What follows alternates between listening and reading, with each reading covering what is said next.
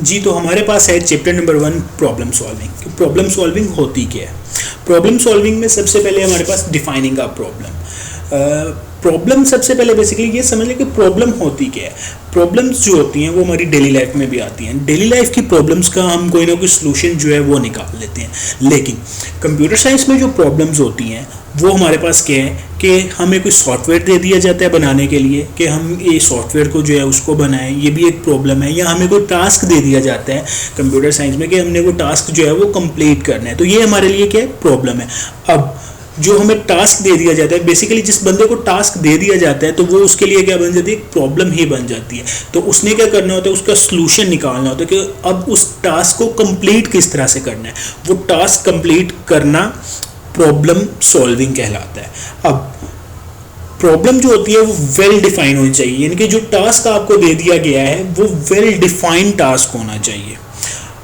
अगर तो वो वेल डिफाइंड नहीं है, उसमें कोई एम्बिग्विटीज है, एम्बिग्विटीज का मतलब अनक्लियरनेस, के कोई अनक्लियर उसमें डेटा है, तो फिर आप क्या है उस प्रॉब्लम को सॉल्व करने में आपको मसला होगा, आप उस प्रॉब्लम को समझ नहीं सकोगे। अगर तो आपको उस प्रॉब्लम की समझ नहीं आ रही, अगर तो समझ आती है देन आप तो उसको सॉल्व कर लोगे, और अगर तो आपको समझ नहीं आती तो फिर आपको क्या करना होगा? ये नीचे जो 3 स्ट्रेटजीज दी गई हैं, ये नीचे 3 जो स्ट्रेटजीज दी गई हैं, इन स्ट्रेटजीज को आपने फॉलो करना होगा। इनमें से कोई भी एक को आपने जो है वो देखना होगा। जिस तीनों को यूज़ करते हुए अगर तो आपको उस इंफॉर्मेशन की जो डाटा जो वेल डिफाइंड नहीं है उस डाटा की समझ आ जाती है, तो आप इन तीनों में से कोई एक जो है वो यूज़ कर सकते हो स्ट्रेटजी।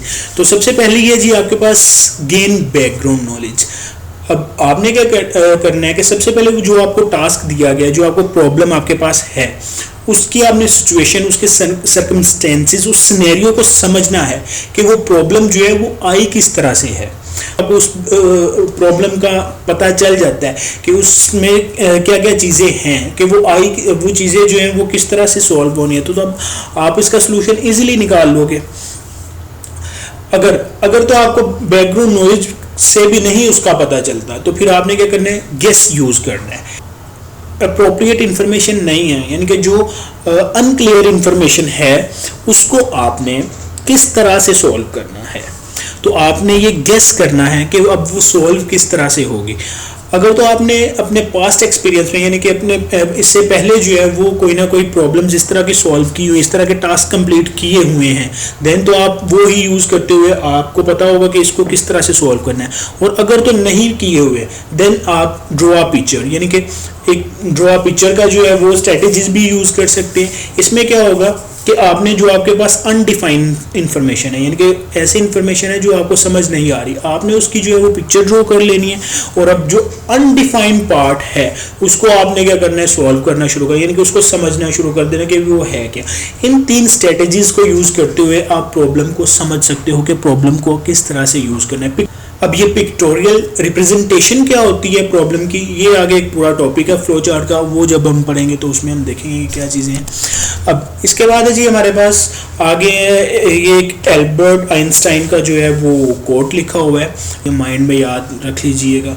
मे बी MCQs वगैरह में आ जाए कि ये कोट जो है वो किसने कहा है, तो आपको नाम जो है वो पता होना चाहिए कि एल्बर्ट आइंस्टाइन ने जो है वो कहा हुआ है। अब इसके बाद है जी आगे आपके पास ये एक प्रॉब्लम आ गई, कैन यू सॉल्व दिस। अब नीचे प्रॉब्लम जो है वो हमारे पास, यानी कि जो हमारे पास टास्क है करने के लिए, वो क्या है कि एक जो है वो सॉक्स है, एक हॉर्स है, और एक जो है वो मैग्नेट है। कि अब इस सॉल्यूशन को सॉल्व करते हुए हमने क्या किया? बैकग्राउंड नॉलेज लिया कि ऊपर जो है वो हमारे पास क्या क्या चीज़ें हैं, ऊपर वाला सारा नॉलेज जो है वो हमारा बैकग्राउंड नॉलेज है, ये देखते हुए हमने इसको सॉल्व किया है। तो इसी तरह से बच्चों आपने क्या करना है कि इसको अपना कॉन्सेप्ट जो है इस पे ये बना लें कि प्रॉब्लम जो है वो किस तरह से सॉल्व होनी है। अगर तो प्रॉब्लम जो है वो वेल डिफाइंड है तो उसके लिए आपको ये तीनों स्ट्रेटजीज जो है वो यूज़ नहीं करनी पड़ेंगी।